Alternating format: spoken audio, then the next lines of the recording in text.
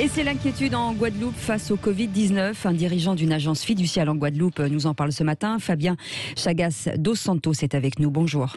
Bonjour Fabien Chagas dos Santos. Oui, bonjour Patrick Roger. Quelle est la situation précisément actuellement en Guadeloupe? Est-ce qu'il y a une situation avec confinement? Est-ce qu'il y a beaucoup de variants et d'hospitalisation? Avant de voir la situation économique. Alors du point de vue sanitaire, on a malheureusement depuis quelques jours une légère accélération de l'épidémie.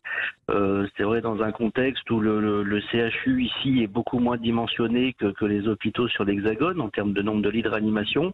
On a, semble-t-il, pour le moment ça reste au conditionnel, une apparition probable d'un variant. On ne sait pas trop encore. On commence à parler de variant guadeloupéen, donc on ne sait pas encore.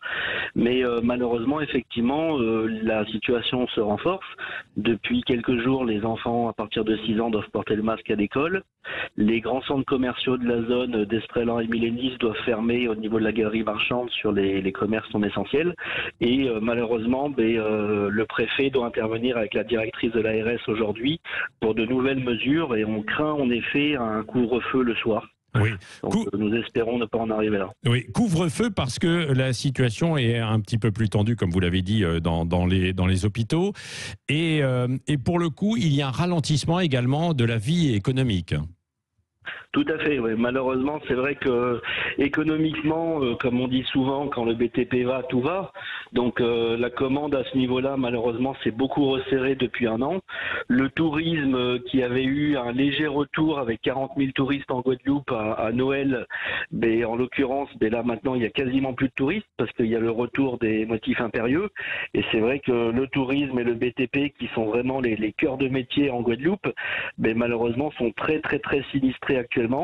C'est très compliqué et malheureusement il y a des effets sur l'économie en corrélation aussi avec des effets au niveau social et au niveau sociétal aussi. Oui, et c'est vrai, et Fabien Chagas dos Santos, du coup des tensions sociales puisqu'il y a eu des barrages la semaine dernière, les syndicats qui sont mobilisés. Que demandent-ils ? Donc oui, tout à fait. La semaine dernière, il y a eu une opération surprise qui n'a pas du tout été prévue, ni prévenue, de 28 catégories socio-professionnelles, et notamment en cœur de lance, il y a eu le BTP et le transport, qui en l'occurrence ont bloqué complètement la Guadeloupe avec des camions, des gravats, et notamment sur les axes routiers, mais aussi les accès à la zone industrielle de Jarry, qui est le cœur économique de la Guadeloupe. Et en l'occurrence, c'était des revendications en lien avec le Covid, notamment une relance de la commande publique, des délais de règlement qui demandent à être plus courts, parce que c'est vrai qu'ils sont malheureusement assez longs là-dessus en termes de commande publique, mais également des aides au niveau de la région assez dures à mobiliser, mais également des ATD qui se sont remis en route au niveau social et fiscal, alors même qu'ils demandent dans un contexte Covid d'avoir plutôt des aides au niveau social et fiscal, et notamment des mesures d'exonération. Oui, et une situation tendue aussi sur l'île voisine de la Martinique, c'est un peu le même scénario.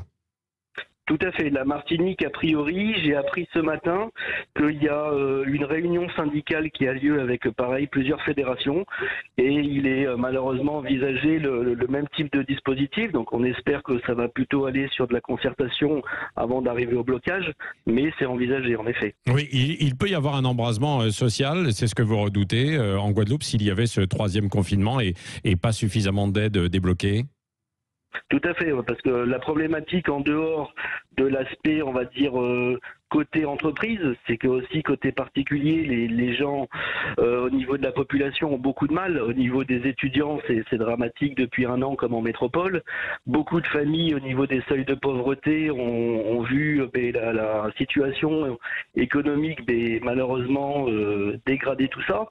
Et oui, au niveau social, ça pourrait aller assez vite. On l'a connu en 2009 avec le LKP, avec 44 jours de blocage. Ça peut effectivement générer ce type de problème. D'ailleurs, aujourd'hui, le principal syndicat appelle à une grève générale. Oui, Fabien Chagas dos Santos, vous avez dit tout à l'heure qu'on voulait que les gamins, les enfants de 6 ans portent des masques. Est-ce que les gestes barrières, globalement, sont plutôt bien respectés dans la rue, un peu partout ? Oui, au niveau des gestes barrières, sur tout ce qui est distanciation, lavage des mains, que ce soit aussi bien au niveau du public, au niveau des entreprises, c'est bien respecté. Et notamment, c'est très bien respecté dans les restaurants qui, à ce jour, restent ouverts. Les restaurants sont toujours ouverts. Ah oui, les restaurants sont toujours ouverts, oui. On a connu 2 mois de fermeture des restaurants au premier confinement de mars à mai, une quinzaine de jours vers le mois de septembre.